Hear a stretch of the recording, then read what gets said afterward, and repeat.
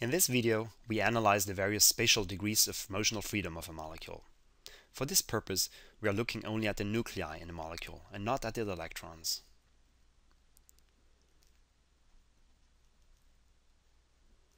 The motion of the electrons is so fast relative to that of the nuclei that it can be considered averaged. As an example, take H2O. It is a planar angled molecule. Each of the three atoms can move in any of the three directions in space. We need three coordinates to specify each atom's position. x1, y1, and z1 for the hydrogen on the left, x2, y2, and z2 for the oxygen, and finally x3, y3, and z3 for the hydrogen on the right. In all, we need 9 coordinates to completely specify the configuration of a water molecule in space. We say that water has 9 overall degrees of freedom. In general, a molecule with n atoms, or n nuclei, has 3n degrees of freedom. Now, we can recombine these 9 coordinates such that we isolate different types of motion.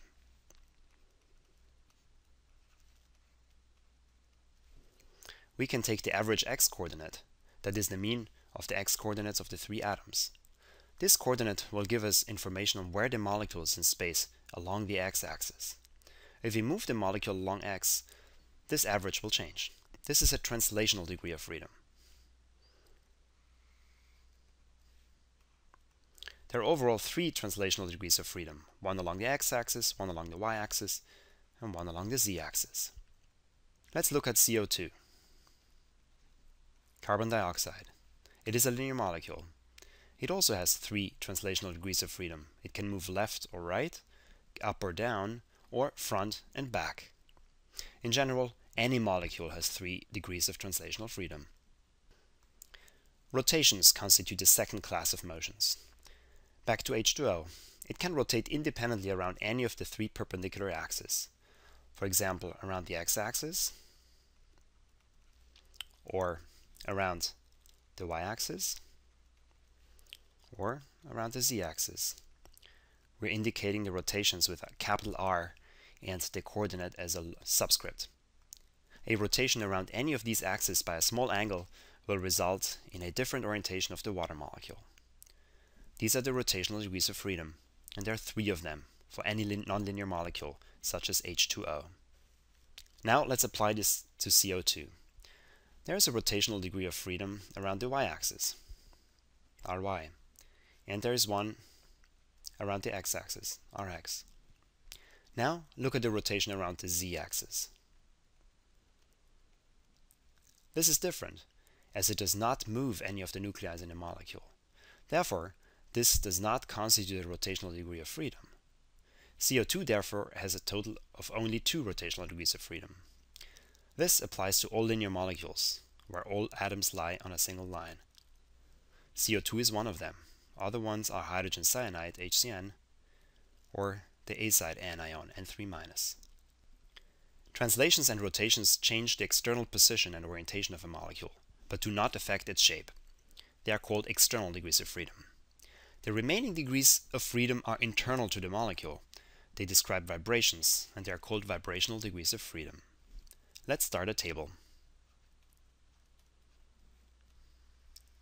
We will distinguish nonlinear molecules, such as water, from linear molecules, such as CO2. Overall, both types of molecules have 3n degrees of freedom. The translational degrees of freedom are 3 for both types of molecules.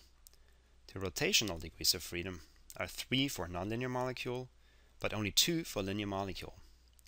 That leaves for vibrational degrees of freedom 3n-6 for nonlinear molecules and 3n-5 for linear molecules.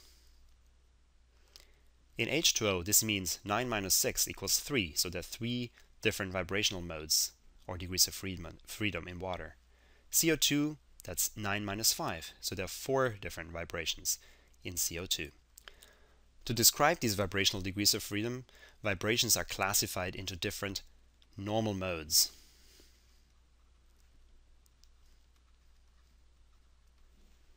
One for each degree of freedom. Each normal mode is described by one displacement coordinate, which is then called a normal coordinate.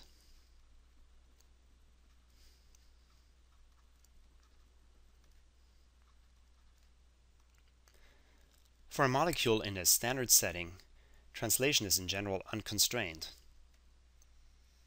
and therefore not quantized.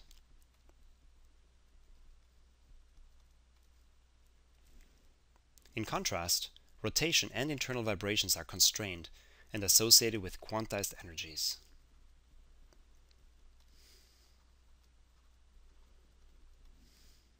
In summary, the 3n spatial degrees of freedom of a molecule consist of three types: translations, rotations, and vibrations.